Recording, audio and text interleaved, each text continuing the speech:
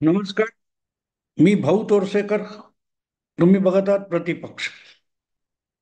मित्रांनो, कधी कधी इतक्या अजब गोष्टी घडत असतात की त्याचा आपल्याला आधी सुगावा लागला, चाहूल लागली, तरी त्याच्यावर विश्वास ठेवता येत नाही. असं होऊ शकतं हे दिसत असतं. कधी कधी त्या दिशेने गोष्टी सरकत असतात, हालचाली होत असतात, पण आपला त्याच्यावर विश्वास बसत नाही.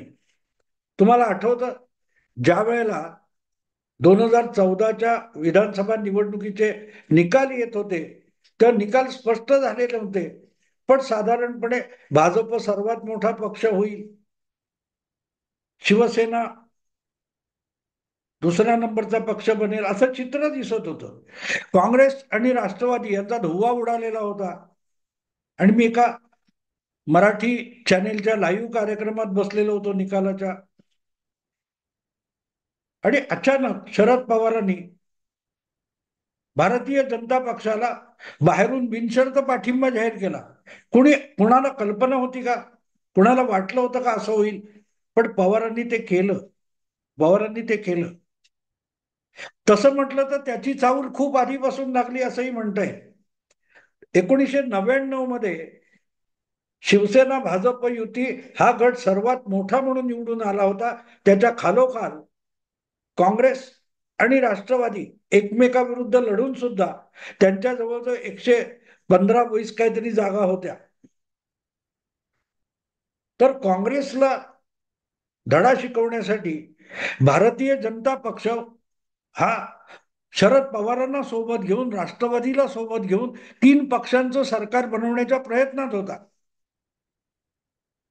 आणि त्यामुळे विधानसभेच्या निकालामध्ये सर्वात मोठा गट निवडणूकपूर्व युती म्हणून राज्यपाल पी.सी. अलेक्झांडर यांनी आमंत्रण दिलं होतं, बोलवलं होतं. तरीही मुख्यमंत्रीपदी असलेले नारायण राणे हे भाजप सोबत येत नसल्यामुळे राजभवनामध्ये जाऊ शकले नव्हते. आणि 10-12 दिवस, काय 5-7 दिवस काहीतरी घोळ चालू होता. गोपीनाथ मुंडे जे भाजपचे गटनेते म्हणून निवडून गेले होते, ते नारायण राणेंकडे जात नव्हते. आणि प्रमोद महाजन बाळासाहेबांना किंवा शिवसेनेला शरद पवारांना सोबत घेण्यासाठी पटवत बसले होते. आणि या सगळ्या गडबडीत पडद्यामागून तात्कालीन पुरोगामी पत्रकारांनी पुढाकार घेऊन काँग्रेस, राष्ट्रवादी आणि शेका पक्ष, जनता दल असं एक कडबोळं बनवण्याचा प्रयत्न केला. पण मुद्दा असा आहे की त्यावेळेला सुद्धा भाजप शरद पवारांना सोबत घ्यायला तयार झाला होता. बाळासाहेबांनी त्याला नकार दिला होता. शेवटी बाळासाहेबांनी अडवाणींना फॅक्स केला होता की तुम्ही पाहिजे तर पवारांबरोबर सरकार बनवा, मी बाहेरून पाठिंबा देईन, पण मतदाराने मला पवारांच्या विरोधात मतदान केलंय, मी त्या मतदाराशी गद्दारी करणार नाही, असं बाळासाहेबांनी ठणकावून सांगितलं होतं. मी निवडणूक पूर्व तुमच्या बरोबर आहे म्हणून तुम्ही ज्या सरकारमध्ये त्याला पाठिंबा देईन, पण पवारांबरोबर सरकारमध्ये बसणार नाही, अशी भूमिका बाळासाहेबांनी घेतली होती. त्यांचा मुलगा शरद पवारांनी दाखवलेल्या आमिषाला बळी पडला, यासारखी शोकांतिका नाही मित्रांनो. पण आज मला सांगायचंय की एवढं सगळं होऊन उद्धव ठाकरेंच्या वाट्याला काय आलं? आज तोच काँग्रेस पक्ष आणि तेच शरद पवार उद्धव ठाकरेंना व्यवस्थित कठपुतळी बाहुलीसारखं खेळवत आहेत. काय, हे लक्षात घेण्यासारखं आहे. बाहुलीसारखं खेळवत आहेत. आणि काय करावं हे उद्धव ठाकरेंना कळत नाहीये. आज त्यांची अवस्था त्यांनी इतकी अगतिक करून टाकलेली आहे की स्वबळावर निवडणूक लढवेल असं अशी धमकी सुद्धा उद्धव ठाकरे देऊ शकत नाहीत. त्यांना लोकसभेच्या निकालातून उद्धव ठाकरेंना पूर्णपणे समजलेलं आहे की आता स्वबळावर आपल्या पंखामध्ये उडण्याची, झेप घेण्याची ताकद राहिलेली नाही. काँग्रेस आणि राष्ट्रवादी या दोघांचे पंख घेऊनच आपल्याला उडावं लागेल. आणि त्यांनी आपण पंख नाही असं म्हटलं तर आपल्याला उडता येणार नाही, झेपावण्याची गोष्ट दुसरी. आणि किंबहुना काँग्रेस आणि राष्ट्रवादी त्याच गणितात आहेत. त्यांना माहिती आहे की उद्धव ठाकरे आता स्वबळाची भाषा करूच शकत नाही. मुख्यमंत्री पदासाठी आग्रह धरून झाला, नाही तर गुपचूप ठरवा, मी नसलो तरी मी पाठिंबा देईन, शिवसेनेचा नसला तरी पाठिंबा देईन, इतकी अगतिकता उद्धव ठाकरे आज दाखवत आहेत. कारण त्यांना माहिती आहे की आपण स्वबळावर लढण्याच्या परिस्थितीत नाही. आपल्याला ज्या 9 लोकसभेच्या जागा जिंकता आल्या त्यामध्ये एकही जागा स्वबळावर जिंकणं शक्य नव्हतं. काँग्रेस, राष्ट्रवादी आणि मुस्लिम वोट बँक ही आपली अगतिकता आहे. पण एवढे उद्धव ठाकरे अगतिक झाल्यानंतर त्यांना आणखीन वाकवणं हीच तर काँग्रेसची वर्षानुवर्षाची नीती राहिलेली आहे. 2004 मध्ये सत्तेवर येताना सोनिया गांधींनी लालू प्रसाद यादव, रामविलास पासवान यांच्या नागदुऱ्या काढल्या होत्या. त्यांच्या घरी सोनिया गांधी गेल्या होत्या. पण सत्ता आल्यानंतर हळूहळू करत त्या प्रत्येकाला त्याची पायरी सोनिया गांधींनी दाखवून दिली होती. 2009 मध्ये लालू प्रसाद आणि रामविलास पासवान यांनी स्वतंत्र आघाडी लोकसभेला केली. काँग्रेसला 4 जागा सुद्धा सोडल्या नाहीत. म्हणून रागावलेल्या काँग्रेस पक्षाने पासवान किंवा लालू यांना धडा शिकू वगैरे अशी भाषा वापरली नाही.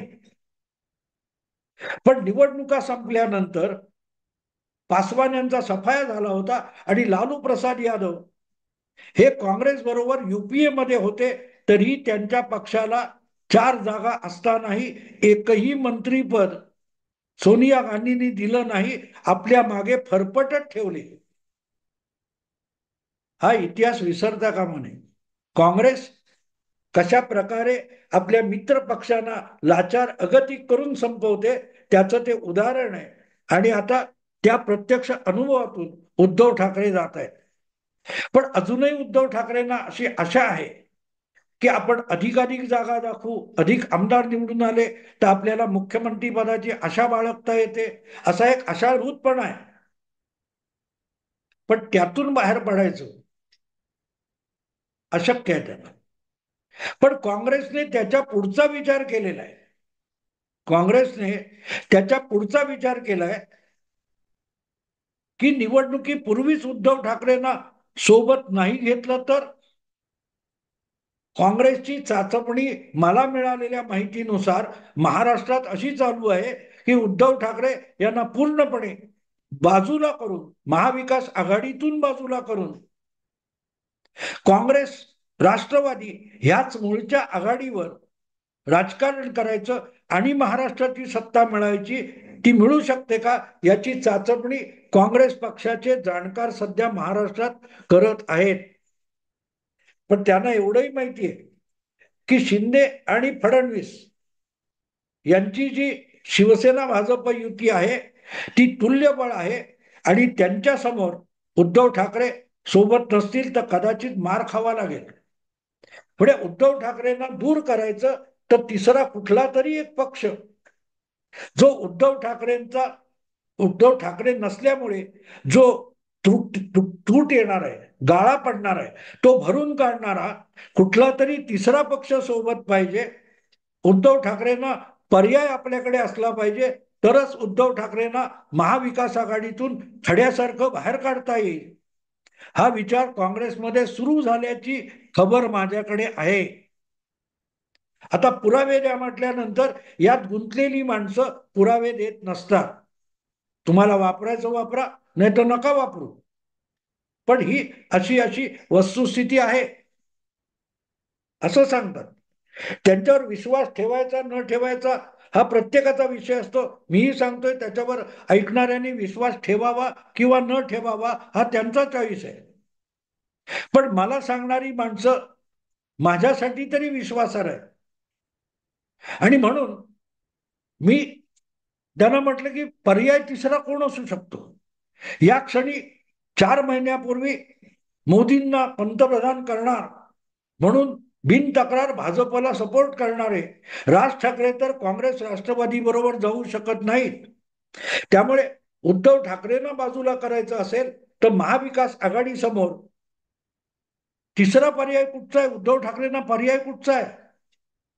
राज ठाकरे तर येणार नाहीत याविषयी निश्चिंत राहा. ज्या प्रकारे 2 वर्षापूर्वी गुढीपाडव्याला शिवाजी पार्कच्या सभेमध्ये शरद पवारांवर राज ठाकरेंनी हल्ला चढवलेला आहे, आणि नुसता हल्ला चढवला नाही, लागोपाठ 2 वर्ष जिथे जिथे संधी मिळेल तेव्हा शरद पवारांवर घणाघात करण्याचा संधी राज ठाकरेंनी सोडलेली नाही. महाराष्ट्राच्या राजकारणामध्ये आणि सार्वजनिक जीवनामध्ये जातीयवादाचं विष शरद पवारांनी पेरलं, रुजवलं. हा आरोप अगदी काल परवापर्यंत राज ठाकरे करत आलेले आहेत. आणि त्यामुळे शरद पवार ज्या आघाडीमध्ये आहेत त्या महाविकास आघाडीमध्ये उद्धव ठाकरेंना पर्याय म्हणून राज ठाकरे सहभागी होण्याची मला बिलकुल शक्यता वाटत नाही. मग उद्धव ठाकरेंना ठीक आहे, तुम्ही आघाडी बरोबर बाहेर बाहेर जा असं काँग्रेस किंवा शरद पवार कशाच्या बळावर सांगणार? कारण त्या 2 पक्षांना स्वबळावर बहुमताचा पल्ला गाठता येणार नाही. भले उद्धव ठाकरेंची मतं कमी झाली असेल, शिवसेनेचा कोर वोटर उद्धव ठाकरेंकडून दुरावला असेल, पण आज देखील गेल्या लोकसभा निवडणुकीत आकडे सांगतात की शिवसेनेचा जो 17, 18, 20% कोर वोटर होता त्यातला 5 ते 5च्या आसपास टक्के मतदार आजही उद्धव ठाकरेंकडे आहे. आणि तो बरोबर असला तरच महाविकास आघाडीच्या मतांची टक्केवारी ही 40च्या पुढे जाऊ शकेल, अन्यथा ती 30, 32, 34 अडकू शकते. 40 पार करणं हे उद्धव ठाकरेंमुळे शक्य होईल. आणि म्हणून उद्धव ठाकरेंना बाजूला करायचं असेल तर त्यांची जागा भरून काढणारा कुठला तरी तिसरा पर्यायी पक्ष महाविकास आघाडीला मिळणं आवश्यक आहे.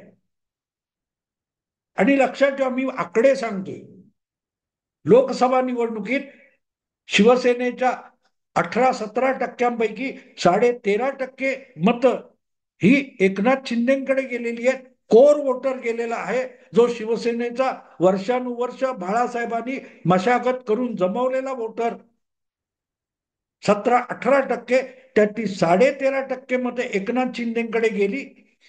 कारण बाळासाहेबांचा वैचारिक वारसा एकनाथ शिंदे चालवत आहेत.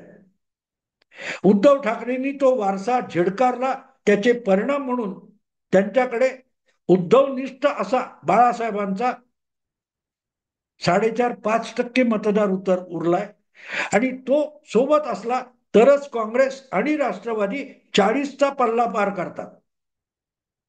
साहजिकच उद्धव ठाकरेंना खड्यासारखं बाजूला करायचं किंवा टाळायचं तर त्यांच्यासारखंच किमान 5-6% मतं मिळवणारा पर्याय उपलब्ध असला पाहिजे. आणि मित्रांनो, असा एक पर्याय उपलब्ध आहे. त्या पर्यायाचं नाव प्रकाश आंबेडकर आहे. गेल्या लोकसभा निवडणुकीत 2-3 महिने प्रकाश आंबेडकर पराकाष्ठेचे प्रयत्न करत होते की आपल्या वंचित बहुजन आघाडीला महाविकास आघाडीमध्ये स्थान मिळावं. त्यासाठी आडून पाडून का होईना त्यांनी प्रयत्न खूप केले, पण काँग्रेस आणि राष्ट्रवादीने त्यांना खेळवत ठेवलं. आणि उद्धव ठाकरे प्रकाश आंबेडकरांना आघाडीत घेण्याचं आश्वासन देत बसले. त्यामुळे चिडलेल्या प्रकाश आंबेडकरांनी अखेरच्या काळात उद्धव ठाकरेंवर सुद्धा दगाबाजीचे आरोप केले की आपल्याबरोबर युती केली आणि आपल्याला सोबत न घेता 2 काँग्रेस पक्षाबरोबर उद्धव ठाकरे लढले. याचा राग प्रकाश आंबेडकरांच्या मनात आहे. शेवटपर्यंत प्रकाश आंबेडकरांना खेळवलं, त्यांना जागा सोडल्या नाही, जागा दिल्या नाही, प्रस्तावाची देवाणघेवाण चालू राहिली. त्या प्रकाश आंबेडकरांचं पोटेन्शियल हे गेल्या 2019च्या लोकसभा विधानसभा निवडणुकीतलं प्रकाश आंबेडकरांचं पोटेन्शियल किंवा मतांची टक्केवारी बघितली तर ती 5 पासून 8-9% जाते. या लोकसभा निवडणुकीत जी उभी विभागणी झाली त्याच्यात 43-43 म्हणजे जवळजवळ 90% मतं 2 आघाड्यात विभागली गेल्याचा फटका प्रकाश आंबेडकरांना वंचित बहुजन आघाडीला बसला असला तरी विधानसभेमध्ये त्यांची टक्केवारी पुन्हा त्यांच्याकडे येऊ शकते. म्हणजे 5 ते 7% मतं कमीत कमी प्रकाश आंबेडकर मिळवू शकतात. आणि आपोआपच प्रकाश आंबेडकर ज्या आघाडीत असतील त्या आघाडीला त्या 5 ते 7% मतांचा आधार मिळू शकतो. उद्धव ठाकरेंना मिळालेली लोकसभेतली मतं त्यांच्या पक्षाच्या चिन्हावर दिसत असली, मशाल चिन्हावर दिसत असली, तरी त्यांचा ओरिजिनल वोटर त्यांच्याकडे फक्त 4.5-5% उरलाय. त्यामुळे उरलेला जो 10-12% आहे तो मूळचा काँग्रेसचा, राष्ट्रवादीचा, दलित, मुस्लिम असा वोटर आहे. पुढे उद्धव ठाकरे गेले बाजूला, तरीही तो वोटर 10-12% जो लोकसभेला उद्धव ठाकरेंच्या खात्यात दिसतो तो महाविकास आघाडीपासून दुरावणार नाही. उद्धव ठाकरेंना दिसणारी मतं ही महाविकास आघाडीची मतं आहेत आणि त्यातून उद्धव ठाकरेंचा कोर वोटर, शिवसेनेचा कोर वोटर बाजूला काढला तर 5-5.5% त्यांची मतं आहे. त्यामुळे महाविकास आघाडीतून उद्धव ठाकरेंना बाजूला केलं तर 5-6% गाळा पडतो, त्रुटी येते, तूट येते. ती भरून काढण्यासाठी प्रकाश आंबेडकर हा महाविकास आघाडीच्या काँग्रेस आणि राष्ट्रवादीला पर्याय वाटतोय. ही माझ्याकडे बातमी आहे आणि त्याची चाचपणी निवडणुकीच्या आकड्यांच्या वेगवेगळ्या काळातल्या अभ्यासातून काँग्रेस पक्षाकडून चालू आहे. याची जाहीर वाच्यता कुठे केलेली नाही.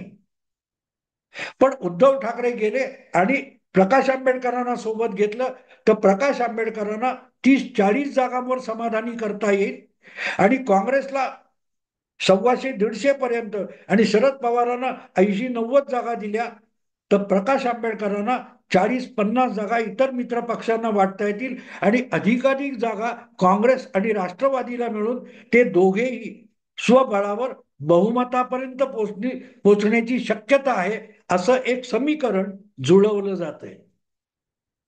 थोडक्यात आजवरच्या निवडणुकांचा, गेल्या 7-8 निवडणुकांचा अभ्यास करून उद्धव ठाकरेंना खड्यासारखं बाजूला करण्याची एक नीती काँग्रेस पक्षात चालू आहे. त्याची बाहेर वाच्यता होणार नाही याची भरपूर काळजी घेतली जाते. उद्धव ठाकरेंना दुखवायचं नाही, पण अखेरपर्यंत त्यांना जितकं होईल तितकं दाबून दाबून दबाव तंत्र वापरून कमीत कमी जागावर सेटल व्हा, नाहीतर तुमच्याशिवाय आमचं अडत नाही हे सांगण्यापर्यंत उद्धव ठाकरेंना रेटत ढकलून न्यायचं, ही रणनीती काँग्रेस पक्षात ठरलेली आहे आणि त्याला शरद पवार यांची सहमती आहे. हे शरद पवारांनी यापूर्वी अनेकदा केलेलं आहे. पुलोद 78 मध्ये बनवल्यानंतर 1980च्या निवडणुकीत पुलोद मधल्या सगळ्या पक्षांना शरद पवारांनी सोबत घेतलं नव्हतं आणि जनता पार्टीचा सत्यानाश होऊन गेला. जनता दलाचंही पुढल्या काळात तेच झालं. 99 नंतर शेका पक्षाचं ते झालं.